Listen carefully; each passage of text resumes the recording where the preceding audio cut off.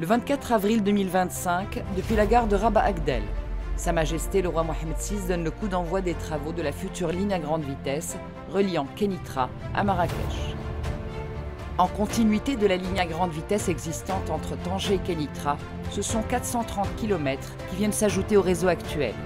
Leur construction va permettre de relier à partir de Kénitra, Rabat, Casablanca et Marrakech, en desservant les aéroports et les stades de ces métropoles. En seulement 4 mois, les travaux ont atteint leur vitesse de croisière.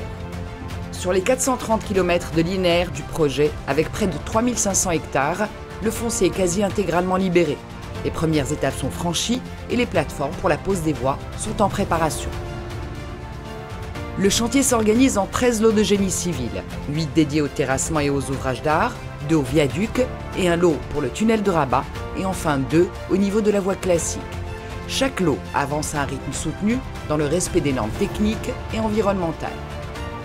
À ce jour, 4 millions de mètres cubes de terrassement ont été réalisés en génie civil. Les approvisionnements ont également progressé. La production de ballast et de traverses est en cours depuis janvier 2024. Les marchés des rails et des appareils de voie ont été attribués avec des premières livraisons déjà réceptionnées.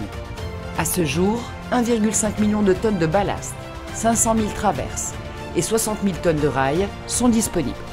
En parallèle, pour les équipements ferroviaires, voies et caténaires, les entreprises sont désignées et elles ont d'ores et déjà commencé les travaux. Côté système, la signalisation et les télécoms GSM-R est désormais en phase de déploiement. Les travaux sur les voies en exploitation sont engagés sur plusieurs tronçons et à lui seul, le chantier Agdel Ain Atiq a atteint les 65% en termes d'avancement global. En ce qui concerne les bâtiments, gare LGV, proximité et autres gares, les architectes sont désignés suite au concours et les marchés relatifs à la conception architecturale sont attribués, à l'exception de la future gare de Hay Riyad qui a été lancée par anticipation et qui est pratiquement achevée.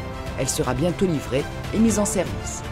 La construction de technicentres et de centres de maintenance est également à l'ordre du jour et leur concrétisation avance selon les échéanciers prévus.